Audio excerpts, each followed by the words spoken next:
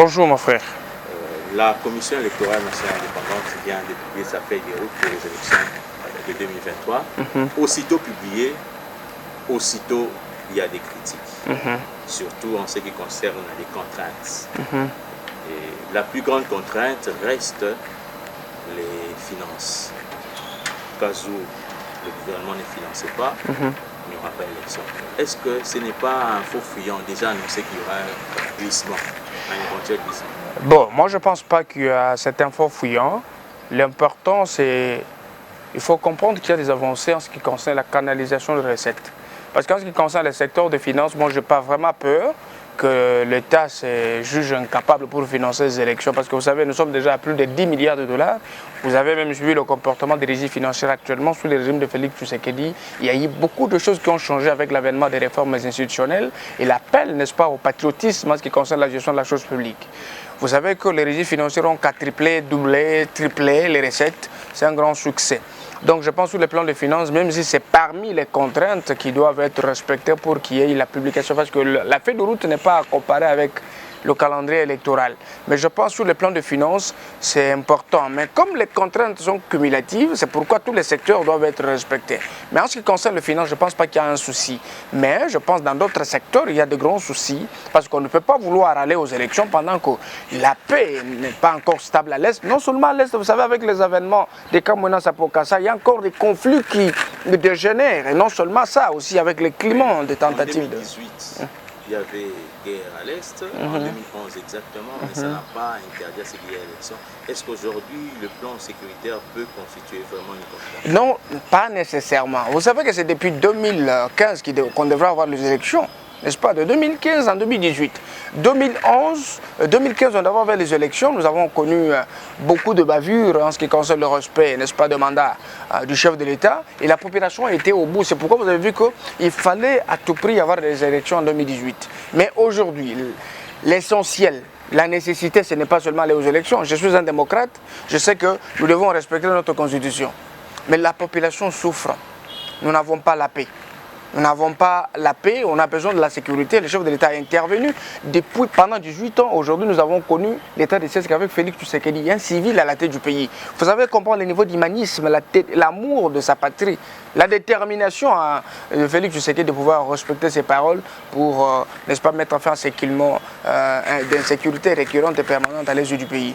Je pense que ce secteur reste complexe. Ce qui est important pour le moment, c'est que ces contraintes doivent être respectées pour qu'après les élections qui seraient organisées, Félix Tshisekedi, que nous n'ayons pas, n'est-ce pas, de problèmes d'insécurité et de paix. Parce que les gens qui font pression pour les élections, ils ont besoin d'accéder au poste de commandement pour mieux vivre et faire vivre ses enfants. Mais ce peuple qui n'a pas besoin de diriger, qui n'a pas besoin de devenir ministre ou de devenir président public, mais qui a besoin de mieux vivre, c'est que nous devons profiter de cette bonne volonté qui est manifestée par le chef de l'État, n'est-ce pas, que cette volonté soit concrète. Parce que Tshisekedi n'est pas éternel à la tête du pays. Nous avons besoin de connaître des élections transparentes, crédibles, dans un climat aisé, où les Congolais doivent avoir la possibilité de voir le pays en train de monter l'échelle. Donc, ce n'est pas du tout un faux fuyant. Je pense sur le plan des finances, je me suis expliqué, même sur le plan sécuritaire. Ce n'est pas seulement l'Est. Vous savez que cette sécurité touche tout le monde. Quand vous avez une plaie à l'oreille, même à l'œil, même la jambe souffre. Donc, vous savez que c'est un problème très important qui doit vraiment être pris en compte. Les routes construites en RDC sont estimées à moins de 20%. Mais pendant tout ce temps, on a eu des élections en 2018, en 2011, voire même en 2006, où il y avait un problème, un très sérieux problème d'accessibilité. Aujourd'hui, comment les infrastructures peuvent constituer une contrainte? Et vous savez une chose, je reviens seulement au mensonge que Kabila nous a fait consommer ici. Vous avez réalisé avec moi que Tshisekedi avait raison de dire que tout a été détruit, il n'y a rien à détruire, mais il y a seulement à construire. C'était une vérité, c'était une évidence. Alors vous allez réaliser avec moi que l'objectif du pouvoir public, c'est la réalisation de l'intérêt général. L'objectif du pouvoir public, ce n'est pas d'organiser les élections dans le délai constitutionnel. Dans ce délai, il y a des mécanismes, il y a des facteurs qui doivent être pris en compte pour que le projet de société, n'est-ce pas, qui regorge les réponses aux désirs de la population, selon le mandat, selon le contrat que le pouvoir a avec le peuple, pour que ceci s'exécute selon ce que le peuple a besoin. Mais si ceci ne s'exécute pas par rapport à un cas de force majeure, il y a quelque chose qui freine l'élan du développement, n'est-ce pas? La population n'est pas du tout prête pour les élections qui doit encore reproduire le même comportement. Soit résoudre un problème et puis passer à une autre étape. Nous sommes en train d'enjamber les étapes. Mais pour le moment, le chef de l'État a pris la décision de remettre tout sur le sillage. Donc, les décisions de la CENI ne concernent pas Tshisekedi, c'est une institution indépendante. Même s'il n'y avait pas élection en 2023, le CENI ne va pas tomber sur la tête. Mais non, je ne pense pas. Je ne pense pas. Ce qui est important, c'est comprendre que la population revient à ce que la loi dit. Le pouvoir public a pour objectif la réalisation de l'intérêt général. La population là n'a pas besoin d'aller seulement aux élections chaque fois pour produire, n'est-ce pas, des personnes qui le font souffrir. Mais cette fois-ci, la population a produit un président qui est proche de lui. Et le chef de l'État, et là, il connaît le problème des Congolais, quelles que soient les difficultés qu'ils ont connues. Il y a un groupe d'individus qui cherchaient comment mettre le bâton dans le roue, les autres cherchaient comment est-ce que le faire chanter, comment salir sa vision, comment salir ses actions. Mais quand même, vous êtes en train de voir que la vérité vient petit à petit pour faire voir aux Congolais que Tshisekedi travaille. La CENI intervient pas pour se comporter comme la CENI de Nanga et de Ngoï Mulunda, ainsi de suite. Mais vous allez comprendre que tous les prédécesseurs, n'est-ce pas, de Kadima, étaient des politiques. Ils n'étaient pas venus seulement pour faire valoir leurs compétences à la tête de la CENI. Ils étaient venus pour satisfaire un camp ou un groupe d'individus. Maintenant, aujourd'hui, la CENI se comporte comme la CENI parce que là, pour la première fois, tenu compte de ces facteurs, n'est-ce pas, qui chaque fois sont à la base de beaucoup de crises institutionnelles, des crises au sein de la population. Mais aujourd'hui, quand ces contraintes seront respectées, nous sommes d'accord que nous aurons des élections crédibles dans ce pays. Avant de conclure un petit mot sur le cas des 145 territoires, apparemment le LOLAB est déjà en avance. Le LOLAB a manifesté des avancées. Je vais parler de l'anticipation. Lorsque le chef de l'État a particulièrement souligné le photovoltaïque nouvelle génération, l'unique province qui avait recouru, parce que vous avez vu que le LOLAB a envoyé une délégation en Espagne, à Barcelone, pour voir comment est-ce que ces instruments se fabriquent à la souche. Un contrat a été signé, c'est déjà un succès. Moi-même, je me sens fier pour cette province qui aujourd'hui est appelée province pilote, avec une femme qu'on avait sous-estimée, critiquée, mais qui se démarque. Pendant que les gens le critiquent et corrigent avec les actions.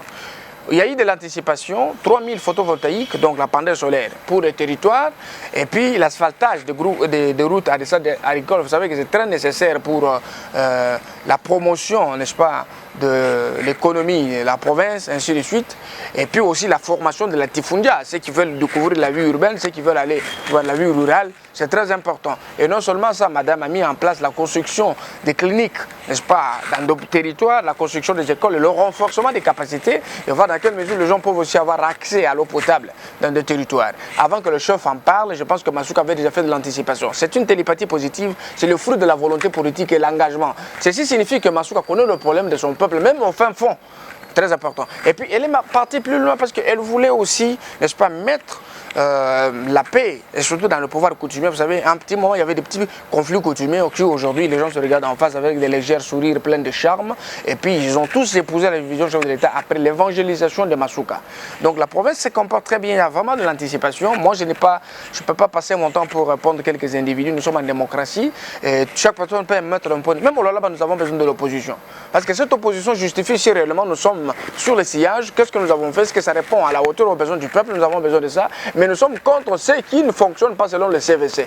Les compétences de la vie courante, reconnaître en toute honnêteté qu'elle travaille ou quelque part là-bas, parce que nous sommes en processus. Masuka se comporte très bien. Les projets de 145 territoires, là je parle sur toute l'étendue de la République, c'est un grand succès. Je prends un territoire comme le territoire de Lobo, avec des élus ici. Bon, vous savez, excusez-moi, c'est une particularité. Les élus du Lualab, du territoire de l'Aube, de la province du Kasaï, ce sont eux qui viennent ici pour épouser seulement les femmes. Un député n'a pas pour mission, n'est-ce pas, de construire pour les territoires, faire des routes. Ce sont des mensonges qu'on a utilisés de ces côtés. Mais je vous dis, il n'y a pas de routes, il n'y a pas de maisons, il n'y a rien, les gens souffrent. Il n'y a ni de l'eau, ni d'électricité. Dans ce territoire, c'est le premier territoire de le Kasaï qui avait des bâtiments dans lesquels devraient abriter les institutions, mais aujourd'hui, c'est zéro. Et c'était, n'est-ce pas, une ville, une cité de refuge pour les Camerounais en Sapo à l'époque. Ça a été détruit, la femme d'administrateur a été disséquée en morceaux. Ce sont des histoires que nous avons décriées. Mais avec ce projet de 145 territoires, je pense que le chef a compris que le développement c'est à la base. Parce que quand ça touche les territoires qui n'ont même pas de personnalité juridique ni de ressources financières, je pense que c'est une autre façon de faire les choses. Parce que pour mieux faire les choses, il faut le faire autrement. La politique de Félix Tshisekedi, c'est une politique de rapprochement du peuple, comprendre, adapter des solutions. Mais on ne peut pas les adapter directement comme les autres pensent. je pense, le changement de mode de gestion, le kabylisme qui a manifesté beaucoup de faiblesses, le tshisekedi-isme vient en fonction de l'état des lieux qui a été déjà fait pour adapter le projet. Vous savez que c'est un projet exceptionnel qui va même prendre en compte et donner de la force au projet de 100 jours qui a échoué autrefois dans quelques provinces. Je pense avec l'avènement de 145 territoires, tous les projets suspendus vont être élevés, même avec Chili Gelou. C'est un projet que nous devons vraiment soutenir. C'est ça avec la manifestation en volonté politique par le chef de l'État et la permanence des fonds. Je sais que le chef de l'État aura un bilan très positif en 2023 présenté à notre peuple. Merci beaucoup, monsieur. Merci beaucoup. Ok.